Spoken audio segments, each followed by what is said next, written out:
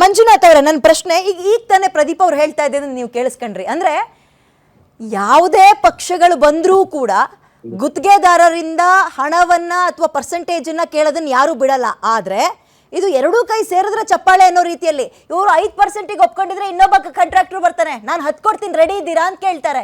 ಹೆಂಗಿದ್ದಾಗ ಹೆಂಗ್ ತಪ್ಪಿಸ್ಕೊಳ್ತೀರಿ ಈ ಆರೋಪದಿಂದ ನೀವು? ಅಂದ್ರೆ ನೀವು ರೆಡಿ ಇದ್ದೀರಿ, ನೀವು ತಿನ್ನಿ ನಾವು ತಿನ್ನಿಸ್ತೀವಿ ಅಂತ. ನೋಡಿ ಅಮ್ಮ, ನಮ್ದು ವೃತ್ತಿ ಧರ್ಮ, ನಾವ್ ಕೆಲಸ ಮಾಡೋದು ನಮ್ದು ವೃತ್ತಿ ಧರ್ಮ, ನಾವ್ ಕೆಲಸ ಮಾಡ್ತೀವಿ.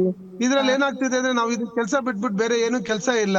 ರಾಜಕಾರಣಿಗಳು ರಾಜಕಾರಣ ಮಾಡ್ತಾರೆ, ಕಾಂಟ್ರಾಕ್ಟರ್ ಮಾಡ್ತಾರೆ, ಬೇರೆಯವ್ರವ್ರ ಕೆಲಸ ಮಾಡ್ತಾರೆ. ವೃತ್ತಿ ಧರ್ಮ ಒಪ್ಕೊಳ್ಳೋಣ, ಈ ಕೆಲಸ ಬಿಟ್ಟು ನನ್ಗೆ ಬೇರೆ ಇನ್ನೇನು ಕೆಲಸ ಇಲ್ಲ ಅಂತ ಕೇಳ್ತೀರಿ, ಅದನ್ನು ಒಪ್ಕೊಳ್ಳೋಣ. ಅಂಡ್ ನೀವು ಅವ್ರು ಹೇಳಿದಕ್ಕೆ ನೀವು ಒಪ್ಕೊಳ್ಳಿಲ್ಲ ಅಂದ್ರೆ ಪಕ್ಕದ ರಾಜ್ಯದಿಂದ ಕಾಂಟ್ರಾಕ್ಟರ್ಗಳನ್ನ ಕರ್ಕೊಬಂದು ಇಲ್ಲಿ ಗುತ್ತಿಗೆ ಕೊಟ್ಟು ಕೆಲಸ ಮಾಡಿರುವ ಆರೋಪವನ್ನು ನಾವು ಕೇಳ್ಪಟ್ಟಿದ್ದೀವಿ.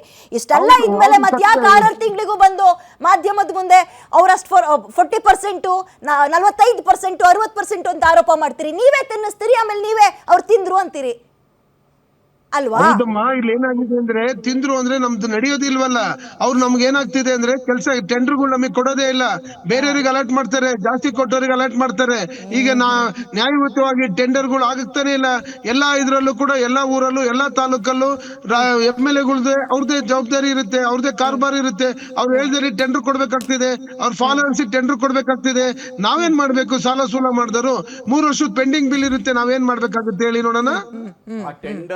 ಟೆಂಡರ್ ಆಗಿರ್ತಕ್ಕಂಥ ಲೋಪದೋಷಗಳಲ್ಲೂ ನಿಮ್ದು ಕಾರಣ ಇದೆ. ಯಾಕೆ ಅಂತಂದ್ರೆ 3-4 ಕಂಪ್ನಿಗಳನ್ನ ನೀವೇ ಇರಿ ಸರ್, 3-4 ಕಂಪ್ನಿಗಳನ್ನ ನೀವೇ ಹಾಕೊಂಡು ಹೆಂಡತಿ ಹೆಸರಲ್ಲಿ ಒಂದು, ಮಗಳ ಹೆಸರಲ್ಲಿ ಒಂದು, ಮಗನ ಹೆಸರಲ್ಲಿ ಒಂದು, ಇನ್ನೊಬ್ಬನ ಯಾರೋ ಹೆಸರಲ್ಲಿ ಕಂಪ್ನಿ ಮಾಡಿ ಅದ್ರಲ್ಲಿ ನೀವೇ ಇಲ್ಲಿ 100 ರೂಪಾಯಿ ಆಗೋದು, 110 ರೂಪಾಯಿ ಆಗೋದು, 115 ರೂಪಾಯಿ ಆಗೋದು, ನೀವೇ ಹಾಕಿರ್ತೀರಿ ಟೆಂಡರ್.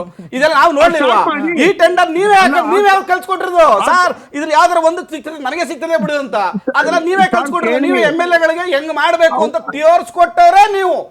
ಇವತ್ತು ಶಾಸಕರಿಗೆ ಈ ಭ್ರಷ್ಟಾಚಾರವನ್ನ ತೋರ್ಸ್ಕೊಟ್ಟಂತ ಪಿತಾಮಹರೇ ನೀವು. ಅವ್ರು ತೋರ್ಸ್ಕೊಟ್ರೆ ಅವ್ರು ಮಾಡ್ತಾವ್ರೆ. ಈಗ ನಿಮ್ ಹುಡುಕೆ ಬಂದಿದ್ದಾರೆ ಅವರು.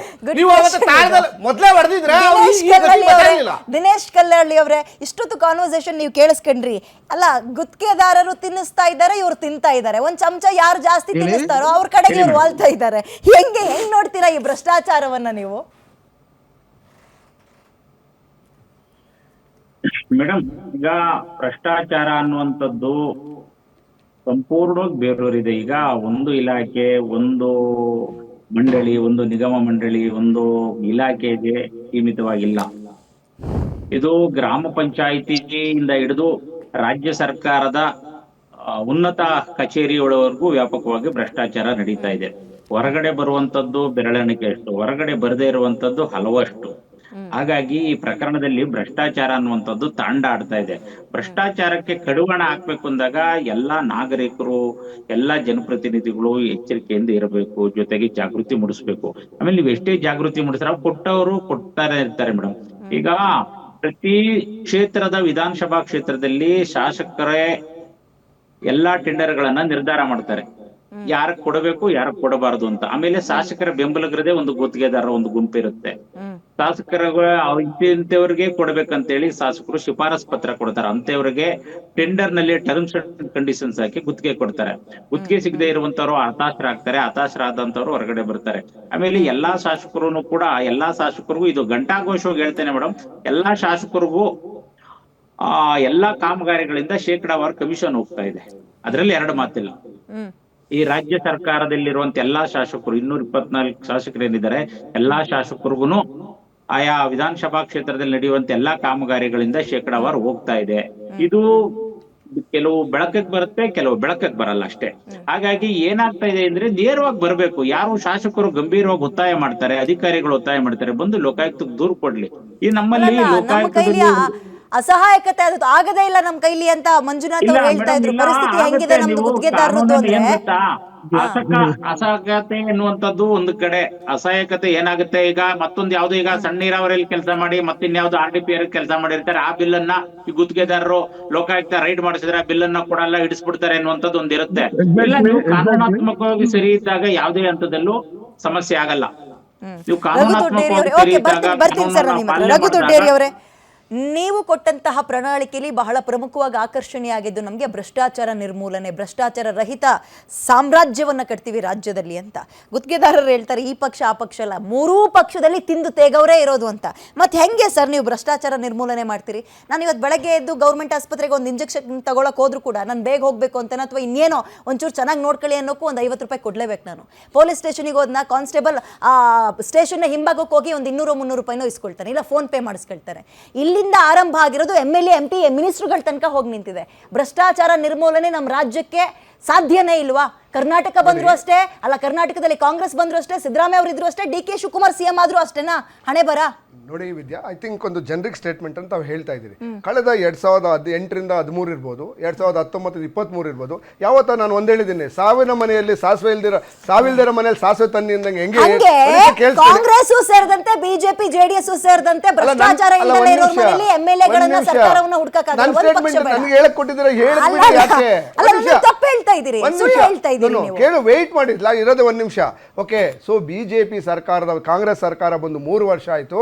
ಕಾಂಗ್ರೆಸ್ ಸರ್ಕಾರ ಬಂದ ಮೇಲೆ ಯಾವ್ದಾದ್ರು ಒಂದು ಭ್ರಷ್ಟಾಚಾರ ಬಿಜೆಪಿ ಆರೋಪ ಮಾಡಿರೋದು ಯಾವ್ದಾದ್ರು ಒಂದು ಪ್ರೂವ್ ಆಗಿದೆ ತೋರಿಸಿ. ಆರೋಪ ಮಾಡಕ್ ಯಾವ್ದು ಮಾಡಿರೋದೇ 2 ಅವರು. ಬಿಜೆಪಿ 1 ನಿಮಿಷ, ಬಿಜೆಪಿ ಆರೋಪ ಮಾಡಿರೋದು 2ನೇ. ಒಂದು ಮೂಢ ಹಗರಣ, ಅದು ಹೈಕೋರ್ಟ್ ಅಲ್ಲಿ ಕ್ಯಾನ್ಸಲ್ ಆಗಿದೆ. ಕೇಳಿಸ್ಕೊಳ್ಳಿ, ಹೈಕೋರ್ಟ್ ಅಲ್ಲಿ ಕ್ಯಾನ್ಸಲ್ ಆಗಿದೆ. ಇನ್ನೊಂದು ಕೇಳಿಸ್ಕೊಳ್ಳಿ, ಅದು ಭ್ರಷ್ಟಾಚಾರ ಅಲ್ಲ, ವೈಯಕ್ತಿಕ. ಅದು ಕೇಳಿಸ್ಕೊಳ್ಳಿ, ಹೌದು ಇದು ಭ್ರಷ್ಟಾಚಾರ. ಯಾರಿಂದ ಯಾರು ಹೌದು ವೈಯಕ್ತಿಕ ಕೇಳಿ, ಅವರು ಬಿಜೆಪಿ 1 ನಿಮಿಷ ಕೇಳಿ, ಅವ್ರ ವೈಯಕ್ತಿಕ ಬಿಸ್ನೆಸ್ ಅದು.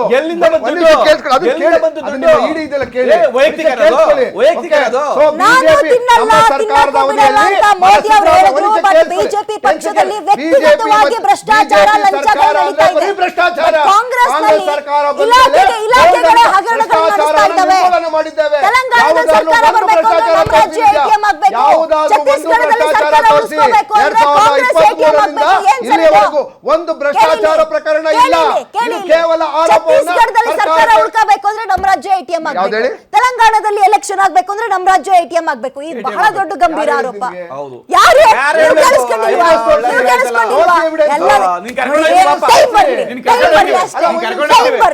ಈಗ ಸರಿ 40% ಕಮಿಷನ್ ಅಂತ ಪೇ CM ಅಂತ ಆರೋಪ ಮಾಡಿದ್ರಲ್ಲ, ಎಷ್ಟು ಜನರನ್ನು ಹೊರಗಿಳಿದ್ರಿ? ಟೈಮ್ ಬರ್ಬೇಕು, ಸಾಕ್ಷಿ ಸಿಗತ್ತಾನೆ. ಸೇಮ್ ಇದು ಕೂಡ ಅಷ್ಟೇ. ಬಿಜೆಪಿಗೆ ದೊಡ್ಡ ಮುಖಭಂಗ. ಥ್ಯಾಂಕ್ ಯು ಸೋ ಮಚ್ ಇಷ್ಟು ಕಾರ್ಯಕ್ರಮದಲ್ಲಿ ಭಾಗಿಯಾಗಿದ್ದಕ್ಕೆ. ಬಿಜೆಪಿಗೆ ನಿಜಕ್ಕೂ ದೊಡ್ಡ ಮುಖಭಂಗ.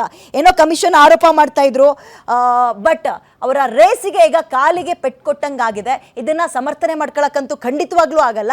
ಆದ್ರೆ ಹೆಂಗ್ ನಿಭಾಯಿಸ್ತಾರೆ? ಮಾತೆತ್ತಿದ್ರೆ ರಾಜೀನಾಮೆ ಕೊಡಿ ಅಂತ ಕಾಂಗ್ರೆಸ್ ಮನೆ ಬಾಗ್ಲಿಗೆ ಹೋಗ್ತಾ ಇದ್ರಲ್ಲ, ಇವ್ರು ಏನ್ ಮಾಡ್ತಾರೆ? ಪಕ್ಷದಿಂದ ಒದ್ದೋಡಿಸ್ತಾರ? ಕಾದ್ ನೋಡೋಣ. ನಿಮ್ಮೂರಿನಿಂದ ವಿಶ್ವ ಮಟ್ಟದವರೆಗೆ ರಾಜಕೀಯ, ಸಿನಿಮಾ, ಸ್ಪೋರ್ಟ್ಸ್ ಯಾವ ಸುದ್ದಿಯೂ ಮಿಸ್ ಆಗಲ್ಲ. ಬರೀ ಸುದ್ದಿ ಅಷ್ಟೇ ಅಲ್ಲ, ಜೊತೆಯಲ್ಲೇ ಇರುತ್ತೆ ವಿಶ್ಲೇಷಣೆ. ಗ್ಯಾರಂಟಿ ನ್ಯೂಸ್ ನ ಸಬ್ಸ್ಕ್ರೈಬ್ ಮಾಡಿ, ಫಾಲೋ ಮಾಡಿ, ಕ್ಷಣ ಕ್ಷಣದ ಅಪ್ಡೇಟ್ಸ್ ಪಡೆಯಿರಿ.